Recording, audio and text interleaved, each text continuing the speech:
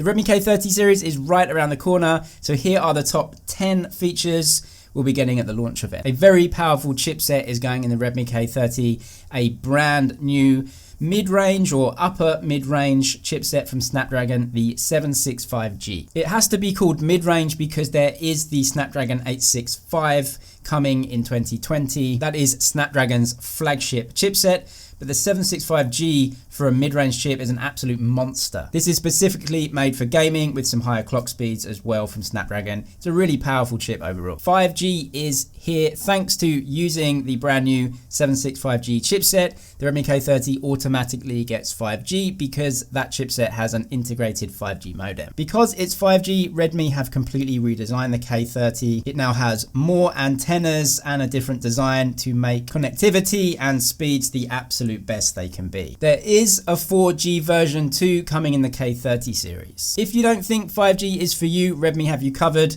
They came out a few days ago and confirmed that there will be a 4G version in the K30 series. Not much else is known officially about this one, but it was rumored to be using the Snapdragon 730G chipset. And a lot of people were looking for a Redmi Note 8 Pro coming with a 730G chipset, and it looks like we have that phone now.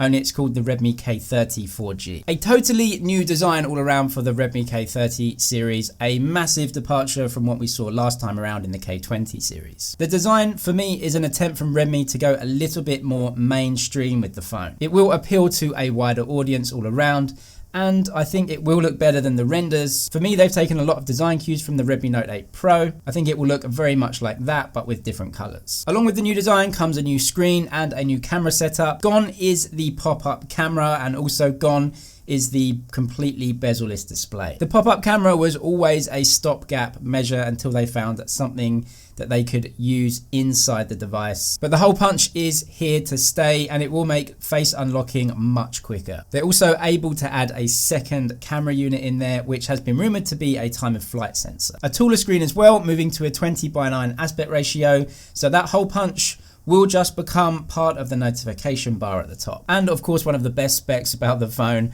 as yet unconfirmed by Redmi, is the rumors that it will have 120 Hz refresh rates. This is going to make the phone feel so quick and snappy. And if it is in the phone, I cannot wait to try that out. It is an LCD display though. I guess with all the cost considerations, they had to move to LCD. But to be honest, I'm not really upset by that either way. Faster charging is also coming to the Redmi K30. The K20 Pro had 27 watts. The K30 will have 30 watts. Not a massive upgrade, but the technology has obviously taken a step further. And in any case, Redmi tell us that we can charge the 4,500 mAh battery in just an hour. So we are getting 500 mAh more than we got on the K20 Pro 2. A 64 megapixel camera confirmed by Redmi to be the Sony IMX686. I'm really excited to try this one out. An upgrade from the K20 Pro for sure. This is the brand new Sony camera sensor. 64 megapixels. When binned, will take a 16 megapixel shot. But not just crisper images. Sony have shown us some detailed sample images from that sensor, and it just looks amazing overall. Better colors and more dynamic range. It will be part of a quad camera system with an ultra wide, a zoom, and it looks like a macro lens too. The headphone jack is staying. At least that's what we can see from the internal renders of the phone. Whereas Huawei and Honor have taken the headphone jack away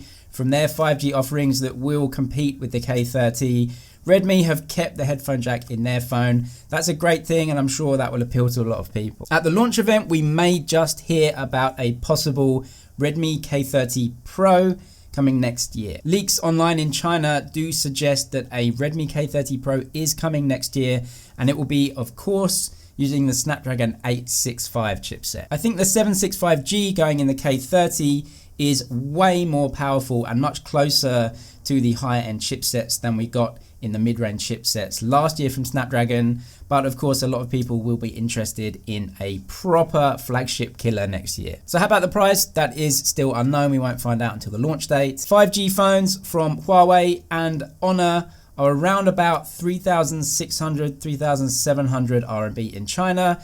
So we can assume that the Redmi K30 is going to come a little bit cheaper than those, as it's a Redmi phone, and that's what we would expect. Subscribe for all the latest tech news, everything to do with Redmi, the K30 series. That's it for now, but I'll see you in the next one.